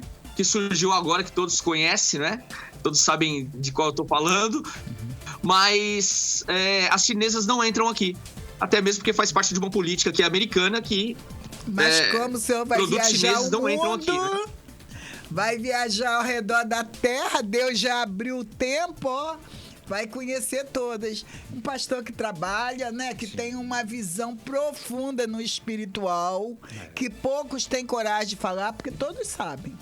O que ele está falando, ele sabe que a maioria sabe, mas poucos têm. E por isso, muitas vezes nós chegamos até a guerra, porque a guerra está dentro de cada um de nós. Quando nós temos ira, quando nós temos reveses, quando nós temos ressentimento, isso tudo alimenta o inferno. Se a gente quer ter paz em Israel, principalmente nós crentes, nós temos que primeiro desalimentar o inferno, todas as más atitudes que tem dentro de nós. Nós estamos em primeiro lugar, nós precisamos desconstruir alguns valores que foram nos ensinados lá atrás, né? Que nós aprendemos errado e viemos alimentando isso, às vezes até os dias de hoje. Mas quando nós nos aprofundamos na palavra de Deus, começamos a entender realmente a verdade e precisamos desconstruir alguns valores para que o verdadeiro valor, para que a verdadeira essência fique fixada dentro de nós, não é? E aí essas batalhas, nós travamos as primeiras batalhas do dia, nós travamos justamente na nossa mente. Quando nós acordamos e às vezes a mente, a alma quer gritar e quer falar: não, você não pode, isso não é pra você, você não vai conseguir, você não tem quem te indique, você não tem quem abra a porta, você não tem nome, você não tem condição, você não tem isso, você não tem aquilo. E aí quando você começa a reconstruir esses valores, você começa a entender que com Deus você é maioria absoluta. Você e Deus é vitória garantida, a vitória é certa. Mas claro, tem um processo, né? Como nós estávamos falando aqui há poucos minutos atrás, né? Para nós construirmos algo, temos que investir tempo, investir dinheiro. E com Deus também, nessa relação com Deus, nessa relação espiritual, nós também precisamos investir nosso tempo, investir recursos muitas vezes, não é? E para que nós venhamos aprender mais sobre aquilo que Deus quer para a nossa vida.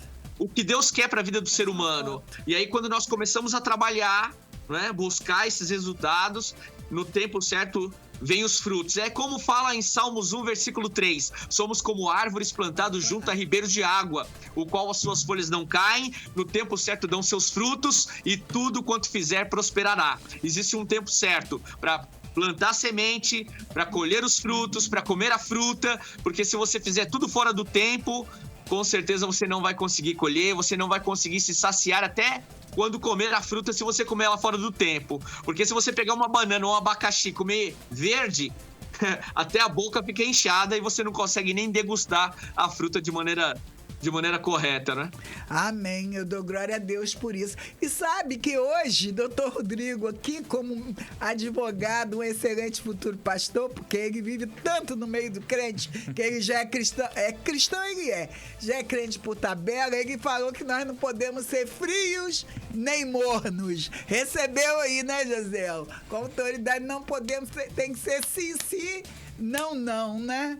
Então não dá mais pro povo ficar na superfície, não, ó. Tem que emergir com muita fé. Doutor Rodrigo, muito obrigado por sua presença muito aqui. obrigado pela oportunidade. Você é um grande amigo, parceiro, né? Sim, pode sempre contar comigo, né? Estaremos juntos em várias caminhadas, em várias frentes, né? São várias frentes. Pastor, mais uma vez, Pastor André, um prazer e uma honra ter aqui dividido essa tribuna aqui com o senhor. Espero que o senhor tenha bom proveito aí de sua viagem, né? Que tenha tudo que corra melhor possível, né? Dentro das possibilidades que Deus venha lhe dando, que tudo corra da melhor forma. Então, assim, me despeço do público. Muito obrigado pelo espaço, muito obrigado à Rede Aurora de Comunicação por esse espaço aqui, não é? Obrigado ao Josiel aí, meu amigo, muito agradecido aí por sua operação aí e mais uma vez me coloco à disposição, né? Muito sempre obrigado, que precisar, eu fico muito honrado mesmo por esse espaço aqui e agradeço imensamente. Nós temos um minutinho, vou falar algo que eu falei aqui, mas que eu menti. Que eu falei quando a minha filha teve o vírus, lá na cooperativa, eu não falei nada. Na verdade, eu entrei na Rádio Aurora aqui, eu já tinha trabalhado Continental, Rádio América e tal, fiz programa de TV e tal, mas eu estava afastada de tudo, mas eu fiz um estardalhaço na net. Teve não sei quantas mil visualizações quando as meninas contraíram o vírus trabalhando. E aí, Valmir me chamou, me puxou, me botou do lado dele. Depois, Valmir teve que sair, me deixou aqui. Tem 4 anos isso. Então, foi a mínima atitude que eu tive. Eu quero agradecer a Deus pela vida de vocês, por Deus permitir eu estar aqui, porque todo dia é uma batalha, né, doutor Rodrigo? Dia é uma luta, todo dia é uma luta, mas eu acredito que se o pé de manga foi plantado, foi enraizado para produzir a manga, não vai produzir jaca. As promessas de Deus estão sobre nossas vidas. Deus levou o pastor André lá para Nova York, está te posicionando aí com todas as coisas que o senhor tem, posicionando o Josiel, ele olha, já assiste aqui mesmo que ele sabe que tem algumas cenas que magoam a gente, que é menos que a gente gostaria de ter. A gente assiste isso no padrão de cidade pequena. Lamento muito pelo Rio de Janeiro, que aconteceu nos lugares que eu passo, tenho certeza. Quero aqui agradecer aqui, ó, Luciana Vivório, pastor André Matos, Edivar, a Tami Souza, o Átila Barbosa me manda mensagem todo dia. O Átila lá de Campo Limpo. Tamo junto, Átila. Então, que Deus venha abençoar a todos. Que Átila Barbosa me acompanha desde a época da Continental, né? Então, que Deus venha abençoar a todos e que nós continuemos juntos, anos e anos, e que essa guerra acabe logo, porque se Deus quer, Ele faz assim, ó. Ele que tem a chave de todas as coisas. E acaba com tudo isso, e ele vai acabar em nome de Jesus, porque a promessa é o rio da vida. A promessa para a geração vindoura é o rio da vida. Tudo isso, Pastora, tudo obrigado mal também, passará. viu? Obrigado pela oportunidade, pelo convite. Doutor Rodrigo, uma honra dividir a tribuna contigo. Obrigado também, tá bom? Um grande abraço a todos aí os operadores da mesa, a Rádio Aurora. Pastora, um grande abraço para a senhora, para o doutor, para todos os ouvintes aí. Um grande abraço, Deus abençoe e sigo daqui em oração por todos. Obrigado. Obrigado, nós estamos aí. Estamos aqui, estamos aí ligados. Até Amém. semana que Deus vem, abençoe. Josiel. Deus vai fazer coisas novas.